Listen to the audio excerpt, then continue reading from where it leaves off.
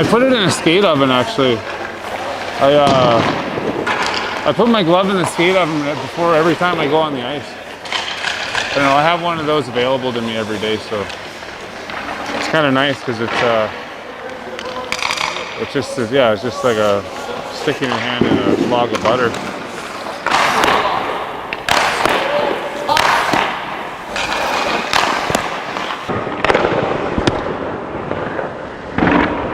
Yeah, it's just like a sticking your hand in a log of butter. Okay, so the theory behind the modern grip is where most mistakes are made in trajectory is the wrist gets caught. In the old style, the wrist gets caught, therefore locking the elbow. When you have the new style, we've got a couple different molds here. This enables the wrist to come outside the shaft, which will in turn let your elbow be bent.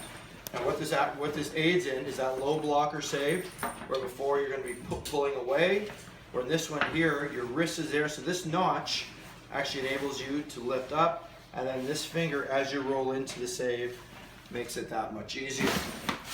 So also too, you'll notice when I'm in my stance, this finger here, where the old way the stick will often slide to the side, this enables the stick to stay turned in, therefore keeping your shoulders and your eyes over top your pad, so when you come down into the save, into your butterfly, you're always moving into the save. Trajectory points are going to be eliminated because you're not pulling away and creating a line.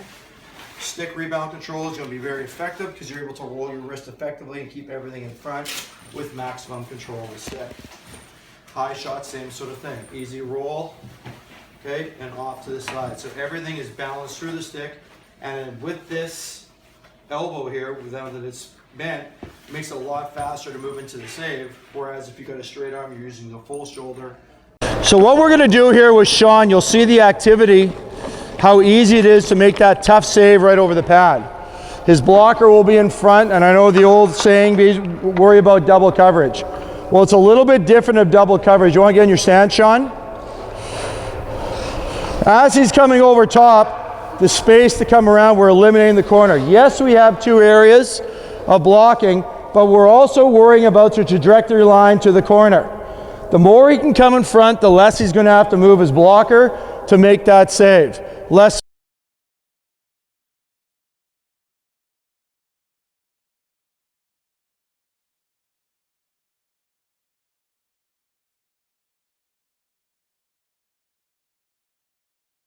Now we're going to go post to post. Let him get set on that first shot though.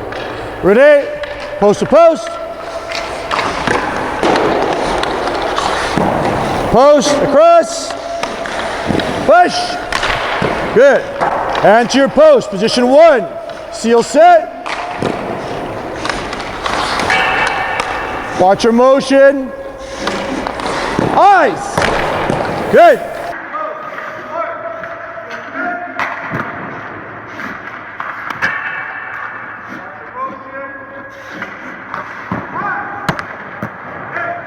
Two more sets. Good eyes. Last one.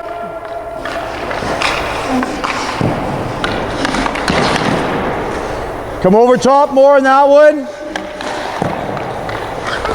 And nice finish. Switch it up.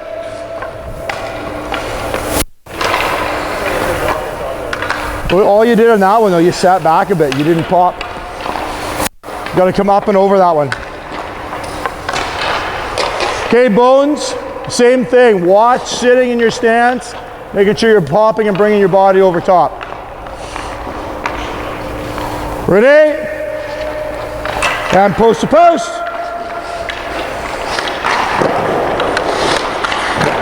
Good. Attack. Eyes. Good.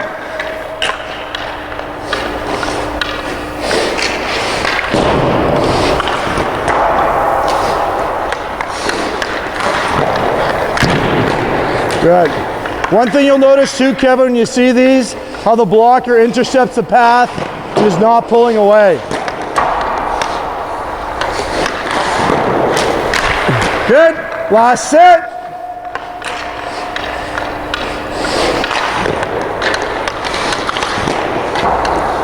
Up. Well done, well done. Here we got Sean Bonner up here. So first off, you'll notice right now when Sean's in his stance. Sean, you want to we'll show what stick you're using today. We're using this type of notch here. So obviously in this situation here, now Sean gets into his stance. One of the key elements we want to improve is right now he's got the activation of the elbows. Head is over top. Glove is right over top. But the key thing we want is you always want to keep the shoulders towards the ice, tip of the nose towards the ice. And the key thing is when you go down. Now, weight is forward, shoulders are to the ice. Now, if you want to come up, stand up again. I'm going to get you to come to the side here. If you can come to the side, get in your stance again. So as you'll notice right now, we do have the activation of the wrist. You'll see that the wrist is bent here. Elbow is bent to create force so we can move into the save. And obviously our body is a balancing out machine, so it's going to do the same thing on the other side. Just keep your hands still and drop your knees right now, Sean. Right now you'll notice if the shot is low, the stick can come up, easily make that save, keep it in front, taking away the trajectory line. And obviously a high shot, we can bring the stick up, move into it, eyes are into the save as well. And if there's any low shot, obviously your stick is already in front. Just by rotation of the wrist, just keeping into it, you've covered the net. That is the key thing that we want to produce when we're using the modern grip. It makes our elbows and hands and shoulders forward to intercept the pass of the puck with minimal movement. Okay? What I'm going to do is I'm going to switch up with Sean here for a second so you can kind of see without the hands. I'm going to jump in with my hands here so you can see a few other things that we want to show. Almost every mistake that I work in training body mechanics starts with the blocker, and because our hands want to pull to the side. The modern grip, where situations like this, or this is another form of the modern grip as well. A little bit more movement on this one, but most importantly, once again, the wrist bone is outside the shaft, enabling movement in every situation and keeping our body free, moving and fast. One other thing you'll notice what we've done with both sticks is how we've sat the notch so it's flat on the bevel, on the shoulder. It's a little bit different. So instead of sliding down, your thumb will sit in very securely and not move. And again, as you'll see in this situation here, it sits in and we come around the back as such. There's no sliding of the stick, so you'll have good placement every single time, creating balance all the way through your saves and all the way through your recovery. So what I'm going to do, I'm showing without the glove and blocker on right now. Again, the key thing is right here. If the old traditional way, my arm might be straight, which will in turn, when I go down, cause my body to push away, therefore my eyes as well, and sometimes create one of the biggest scoring areas, which is right between the elbow and the hand, and also right over top the pad. When I get back up again, and I've got the wrist activated with the elbow, I'm going to very simply make that save and take it away. There is right over the pad. There is mid-net. There is top of the net. And most importantly, my eyes and shoulders have always come into the save, and with my hands ready, I'm able to make a quick recovery and get back to position that much quicker. What a lot of people forget is when you're going down into your butterfly, especially on a glove save, your blocker is very important as well. Because once again, our body is a balancing out machine, and enabling the blocker when it's in front. Now when I go down, the wrist stays balanced, whereas if I pull the other way, once again, the biggest hole that is usually scored on is the V right through here, and right over top the pads is evident. What will also happen in this situation, the palm of the glove will come first and cause to bounce off, creating a rebound. The wrist staying turned in and the shoulders forward eliminates top, side, low, and if needed, able to body block and secure the puck while maintaining forward presence. Stick saves are evident as well as we're taking away the space, and most importantly, once the puck comes through the seam in this area, with my shoulders already in forward position, I'm able to come around the puck, whereas we don't want to be doing this, whereas the puck can come out or bounce off the body and come in. Where does it all start? Starts with the blocker. more relaxed like that instead of holding more like that. It's more straight hand.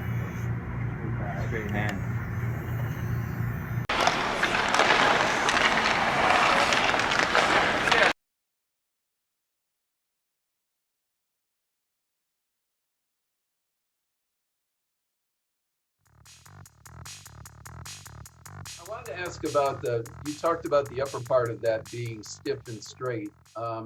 Those of us who are older and have narrow butterflies. Nylon. So Yeah, I just when I switched, when I got rid of the buckles, I just found that this just fit the best for me, and for the I just thought I lost some weight too, which was like important too, and I find it fits so much better. It's and easier to get dressed too. Honestly, it's literally you just buzz it on, and it's been great so far. I love it. As soon as they switched into it, I tried it once, and I was able to go right.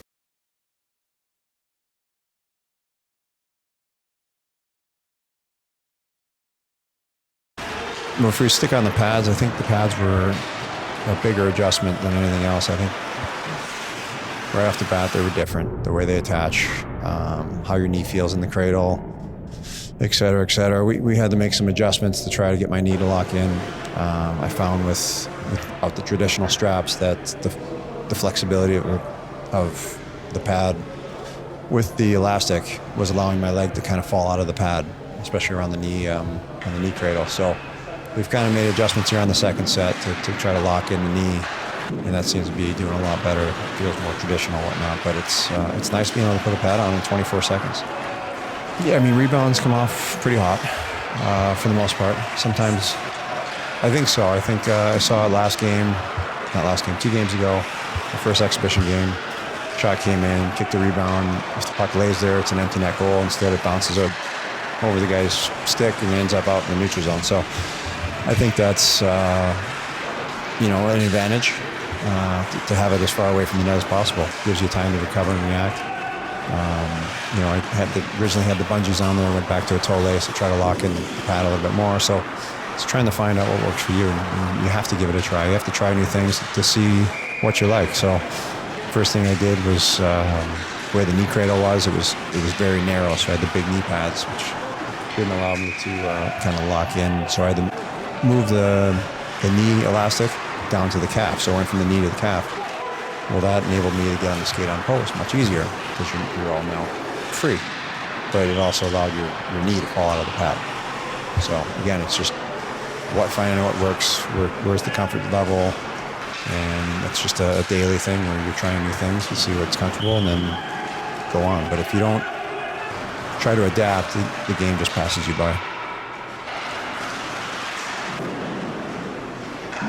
The thing with gloves is that as soon as you put it on, you either know you like it or you know you hate it. So they say.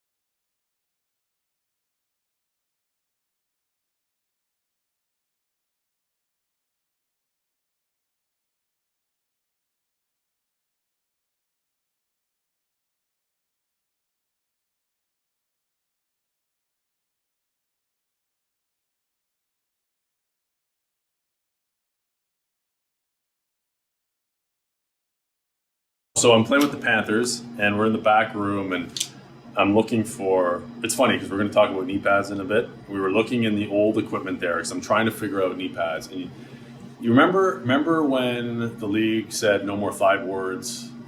So everyone's scrambling to figure out what you do to protect your knees. And before I got to the Luongo Giguère solution of CCM pants with the knee pad and you had to actually take them apart and reconstruct them, we were experimenting with it. I'm trying to think about where it was I heard about these. So the Dallas Stars bought them for me.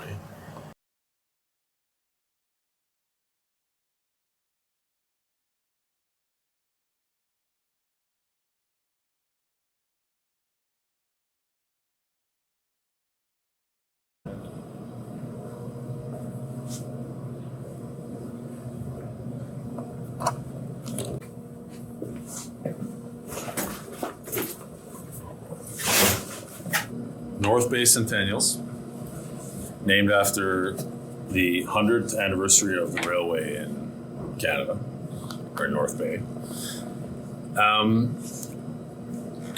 Centennials would always come on the ice to Crazy Train by Ozzy Osbourne. So my last year, second last year junior, I get this mask done. It's a train with the cow catcher on the bottom, and Ozzy Osbourne's breaking out of the window. And who performs in North Bay, the Memorial Gardens that year? Ozzy Osbourne. So I get him to sign it. Go crazy, Ozzy Osbourne. But I had to keep wearing it. It's junior hockey, and I actually wore this my first year pro because I had a hard time finding a mask that fit my massive head. So I kept wearing this one. This is a Warwick. Actually, and as you know, special compensation by the CHL to not wear an iTech because I had such a big head. Because I had like an inch. So with my stick, it comes just like this, pre-done by Warrior, and it's kind of a trigger finger. I just really clean this up here, take some of this off, and kind of grab it, I guess, in this such, which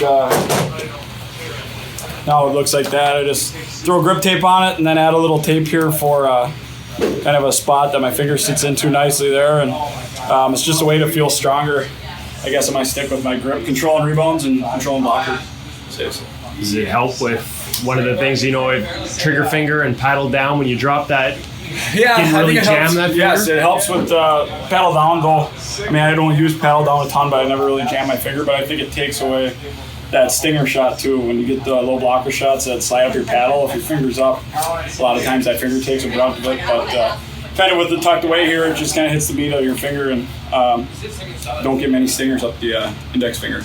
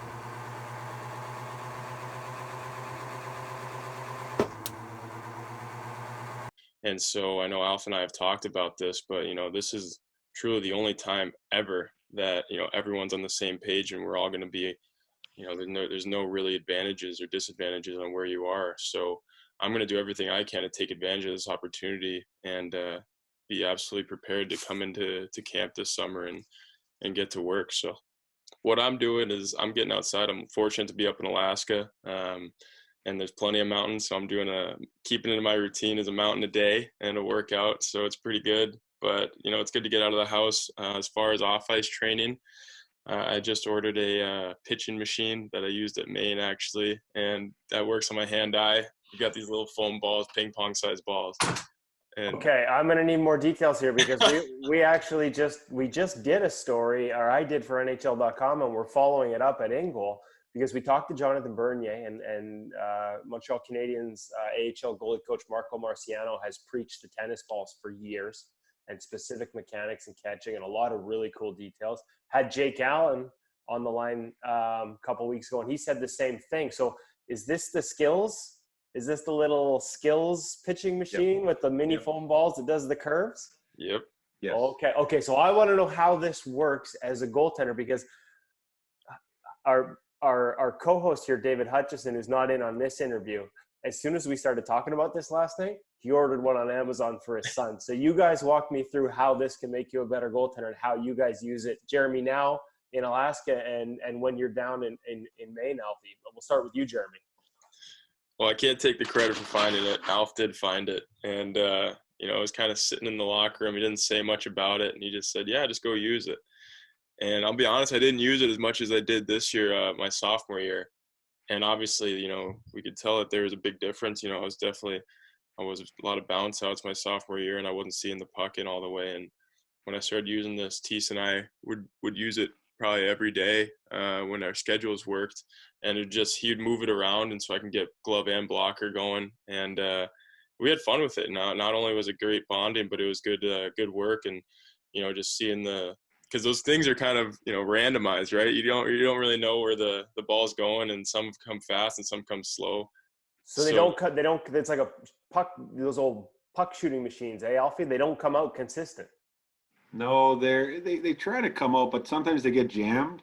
So now you're waiting and you're kind of whoa, and those ones I usually point right at him and tell him to absorb it with his stomach, drop the hips, and you know, eat pucks that way. But it's just a fun way to get together. I know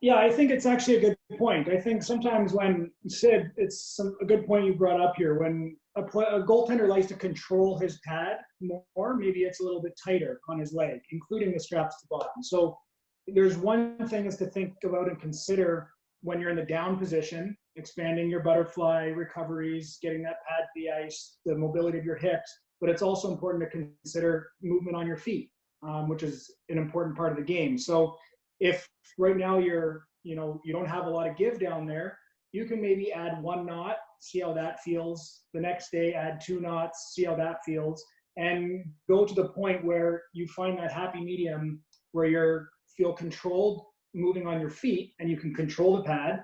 And then you get yourself to the point where you have enough give where when you're in the butterfly and on your recoveries, you have some give and you find yourself in the best of both worlds. So I think it's important to consider your pad's function in the down position, but it's also really important to consider how well you can manage the pad moving on your feet, which is obviously a significant part of the game. So I would chip away at that with one knot per day until you get to your sweet spot. I think that's important. I just wanted to talk to you guys quickly about something that I do and a lot of goalies in the league do about their toe ties. I don't know if you noticed how my toe ties are set up. I have a bit of a tether going from where I tie it to my skate and to where it goes to the pad. I know a lot of you guys do this already, but for the kids that don't know, it just frees up your toe to be able to touch the ice. So it'll take a lot of stress off your knees in the long run, and it allows you to get your toe edge to the ice easier. You're not pushing against that lacing. See how easy it is for me to get that toe edge down. So it's just something that I've done for several years now, and I see a lot of you guys have them tied up pretty tight. And if it's something you want to try, it might work for you. If you don't like it, you don't have to do it that way. But it's just something I do, and I feel that it makes a bit of difference for me. Yeah, it definitely helps on the post too. Whenever I'm on the post, I'm trying to get that toe edge of my pad. That's where I'm setting that post up right there. I don't know if everybody can see that, but I have the post setting right here, and that'll seal it up. Because if you have the edge of your toe on the post with your toe tie like that, it'll create a gap. And I'm sure you've seen a couple goals like that go in. But yeah, that's I just find that's something that helps me out. Yeah. Yeah.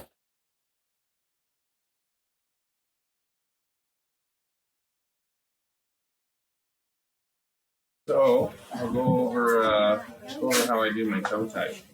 So I'll lay the 2 laces flat on top of each other, and I'll make an overhand knot. It's just a regular overhand knot, just like that. Pull it tight. It kind of creates a loop right there. And then I'll go ahead and make another overhand knot. Just like that.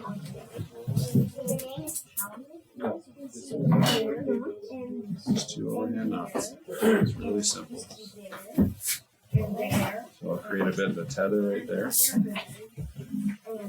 See? That'll help you hopefully take some pressure off your knees. And to your other side.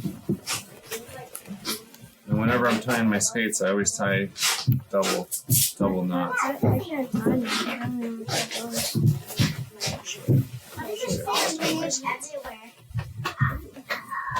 It's just an overhand knot. It's just like just a regular knot, just like that. Pull it tight so it's fairly close.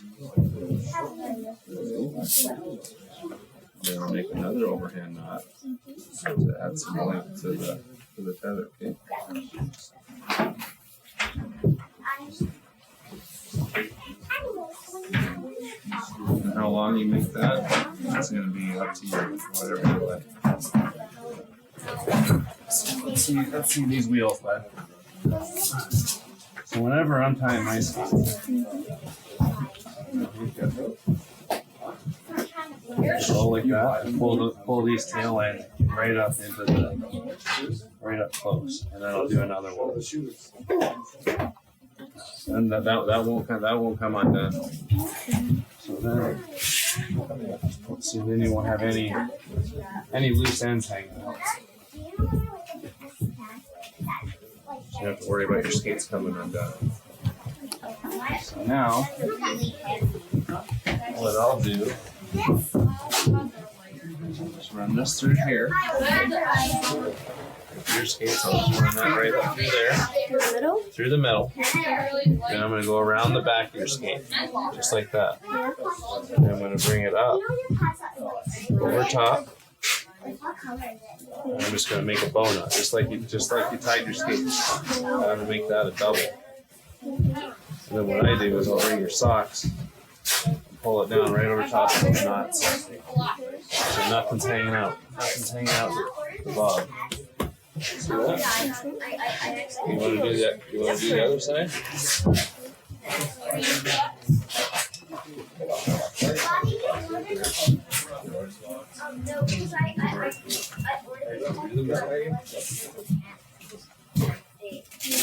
Hold it tight. Sorry, what do you want to look for? You want this knot to be right in the middle of your sleeves. And then put it around the back. Just like that, you got it. You want to make sure that this is below your heel. Yeah, that sits below your heel right there. And now you bring it around the top. A regular bow knot. And make sure everything's tight.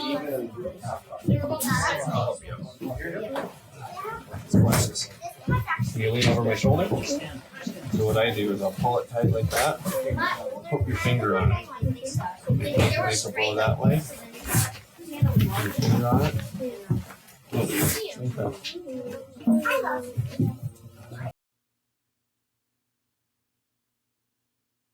So as you can see, we're on the glove here. We already chose our custom colors for the entire set to match what we had in our test set. But we have gone in here and changed some of the pocket specs. We left the skate lace white in our test set. So let's go in and see how we can do that and the different options here for glove. Go into the pocket here. So these are the custom options we've selected here in our double T pocket. As you can see, you can actually select a single T, but stock is double, and that's what we're working with. Skate lacing, these are your options for the pocket. Skate lace wax, or nylon. We went with skate lace for all the things we discussed in this story. We had white. But as you can see, and as I said in the story, we could have matched it with light blue or dark blue. 6 different colors in the skate lace option on the Bauer Customizer. When you go to the wax, if you choose wax skate laces instead, your only option is white. Nylon, you can see you end up with 12 different color options. Everything from orange and gold to the different shades of blue that we used, actually 3 different shades of blue, royal as well as regular. Went with skate lace.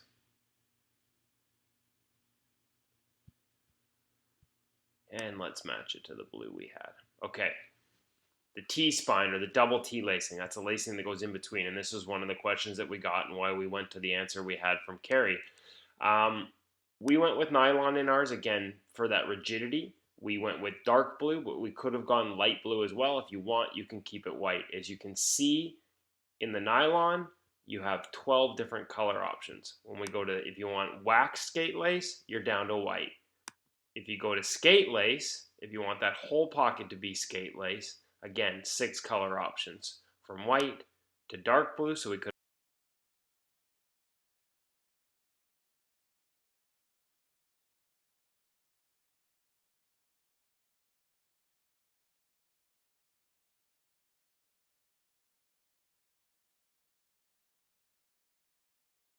Why do you have 2 laces here? 2 different types of laces? Yeah. I've always liked hockey lace here. I've used that ever since I was 20. I just found that it just stretches a little bit more. They put this lace in the middle, I think, just to kind of, because it's a little bit more rigid. I think it just holds the tee open a little bit more. It's easier to see through. When you're covering something, you can see.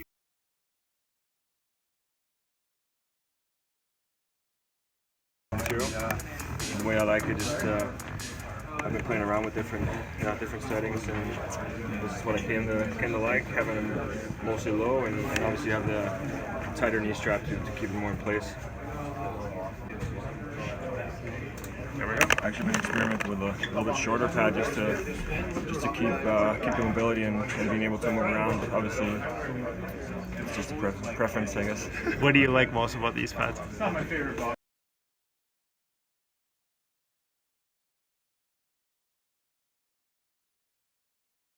Ankles all over the place. So do you want?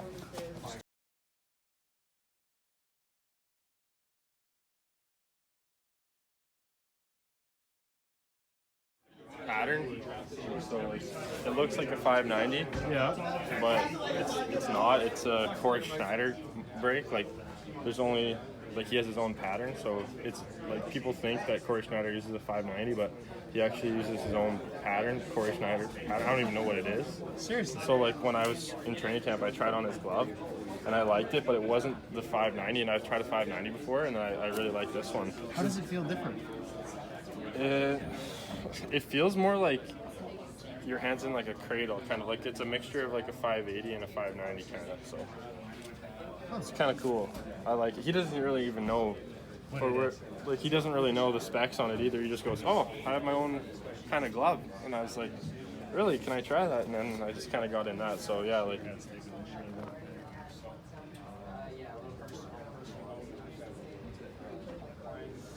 Hand-me-down. So like I was using his glove for the last like 3 months. In games. And this is the glove I used in the last every single game. I haven't used that one in the game yet. I will tonight, but yeah. This will be the first time This you're. this is your first Blackwood. Yeah. He goes, "It's time for the little hen to leave the nest or whatever. Just like you can go off and use your own glove."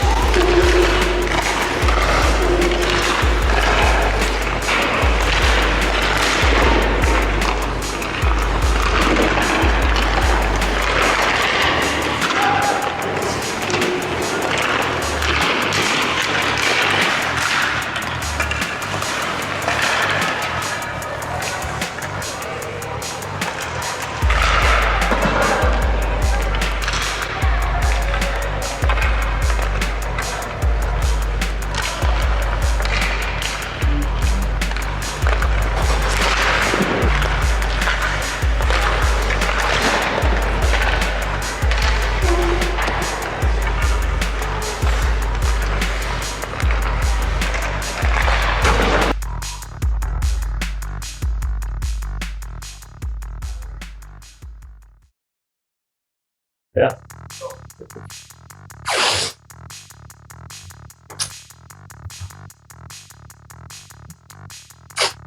We're at time, but how long does it take to hit a stick? It's definitely not fast or pretty.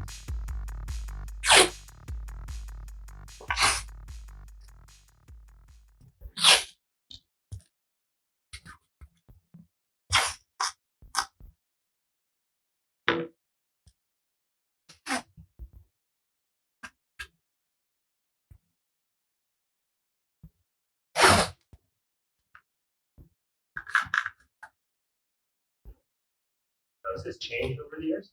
Not much. It's been pretty similar. Creature of habit. I did go to the thicker tape though, because it's much easier. Takes less time. out of laziness, not for any strategical reason.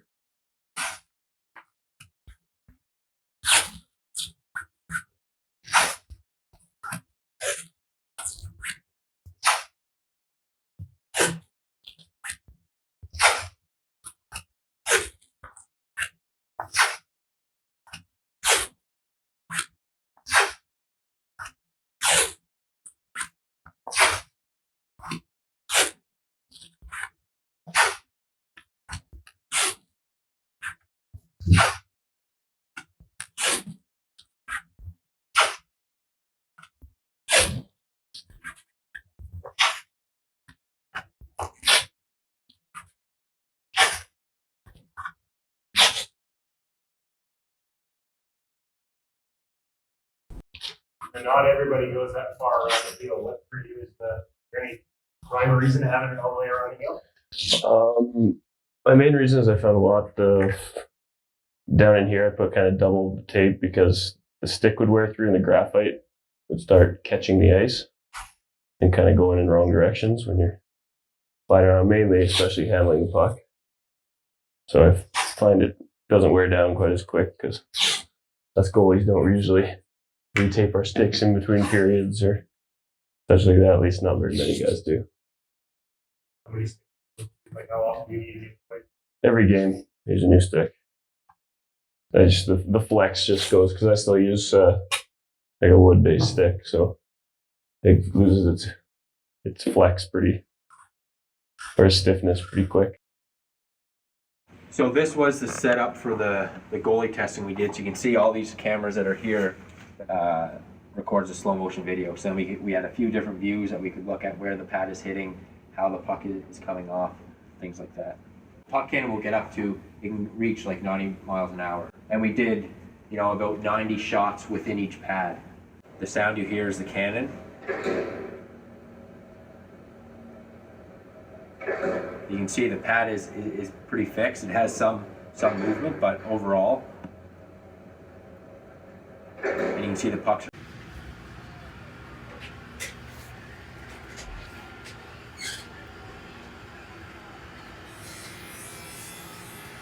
Just walk me through how you tape it, why you tape it the way you do, Malcolm. All right, so I go.